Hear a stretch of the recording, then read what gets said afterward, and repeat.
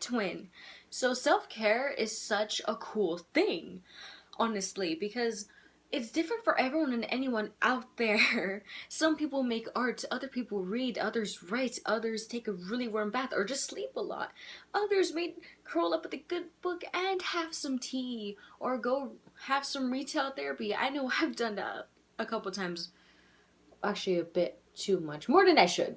Anyways, and other people do what you do. And in case you may or may have noticed, which I'm pretty sure you have, I'm a very insecure person. Anyone just walking near me, I feel like they can sense how insecure I am. It's just kind of pouring out of me. It's like, it's everywhere, you know? Because I'm insecure about a lot of my physical features, along with some characteristic traits I have. Like my acne. I have some makeup to cover some of it up, but it's not doing as great of its job as I hoped it would. I'm insecure about my flat, frizzy hair because I don't know what it is. Is it curly? Is it wavy? I don't know. I'm insecure about my boobs. It doesn't feel like they're big enough sometimes. I'm insecure about my stomach. I want it to be more concave at times. I'm insecure about my voice. Oh god, I'm insecure about my voice. It feels like I have this childish voice a majority of the time. I don't know how to control that, honestly. And some people, they compliment it, which is nice, but a lot of the time there are some people who make fun of me for it, and they're like, oh, you're such a little baby. Oh, we're not gonna take you seriously now. Yeah, that's a thing for me on a very, very regular basis. I'm also insecure about how often I say and that actually leads on to how insecure I am about my anxiety and my depression and all these other mental things that go on in my head and how I let them get to me. And I know these are things I can't really control, but I'm full on insecure about them because they affect me when I'm at work or my school work as well. I'm insecure about how clingy I am as a person because I need constant reassurance. I'm pretty sure you know this. I need constant reassurance. I'm insecure about how sensitive I am because I know a lot of the time I shouldn't react the way I do, but it just kind of happens. And I'm like, after a couple hours I've cooled down, or minutes, I'll realize what the hell I did. I'm like, oh, I took that a little bit too much to heart. I probably shouldn't have. I'm also insecure about my cheeks, my chubby, chubby cheeks, and this. I don't know what this is. That thing. This will never go away. I'm insecure about a lot of things, basically. And my insecurities have held me back time and time and time again. As in, it kept me from going to work for months, twin. Months. I was supposed to go back a long time ago, but I didn't because I was so insecure and anxious about going back because I felt like nobody liked me. And it's held me back. Like, my anxiety has held me back from hanging out with people who have told me that they love me. They tell me they want to spend time with me, but this thing, it keeps me from wanting, or it keeps me from going. I want to. I truly, truly do. But I can't sometimes, and it is frustrating. Just unbelievably frustrating to want to do something but you can't.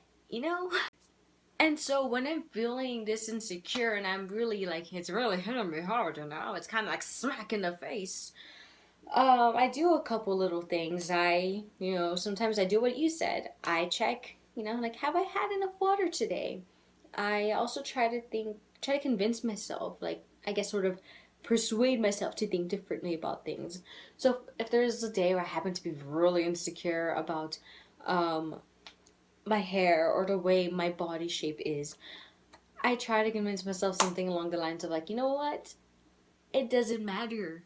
The way I look right now does not matter. Nobody cares how I look today. Everyone else is, focused on themselves. When I'm insecure about my voice, I convince myself that, you know what? Who cares if some people think I have a childish voice? Everyone has judgments of other people around them. We may not voice them out loud, but it doesn't matter because I like my voice sometimes. And if I can like it, it doesn't matter to me. At least it shouldn't matter to me when other people are judging me for it and saying, oh, you have such a little baby voice, that kind of thing. whenever I'm insecure about how clingy I am, I try to convince myself and think, the bright side of it. You're just showing them you love them, Daisy. That is it. When I'm insecure about how sensitive I am, I try to remind myself that, hey, you know what? A lot of people are very sensitive. Some people are not as sensitive as others, and that is okay. Because you know what? As long as I realize what I did wrong, if I did something wrong from, my reaction and stuff, and I apologize, then it's okay. One way I take care of my body, especially when I'm feeling really anxious and really low, even though I don't really want to, I try to see if I can be with people, because I know if I'm with some people, especially people who I, actually care about, I'm not gonna do the thing where I just kind of, And if I'm at school and I'm feeling really anxious or really depressed and stuff, I try to go see my counselor because she's there a lot of the time, which is really great. One thing people may not have considered as much for as a method of self-care is crying. Crying can release so much tension, and if you have a really good cry, and I mean you let yourself get all snotty nosed and everywhere, moles all over the place, you have tissues around you, you're all red faced. If you let yourself get to that point of crying, and then most of the time, at least for me personally, I feel pretty damn good. A thing that my therapist slash counselor at school has taught me is a breathing exercise, and I have done this before, whenever I'm feeling pretty anxious, and it's sort of where you breathe in and out, starting from the feet and all the way up. I'm not going to do this on camera because it takes quite a while and it's pretty awkward and silent, but basically what you do is you sort of, let's say with your hands, you clench really tightly and you hold on for like 3 seconds and then you release.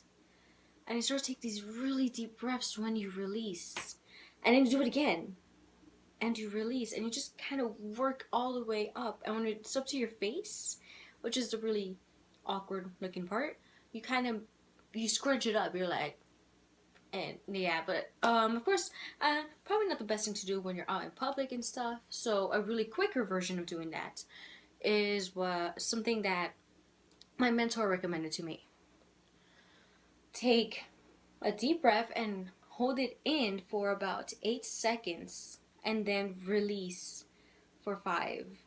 And just keep doing that over and over again. And usually for me, by the 5th time I do it, I feel so much better.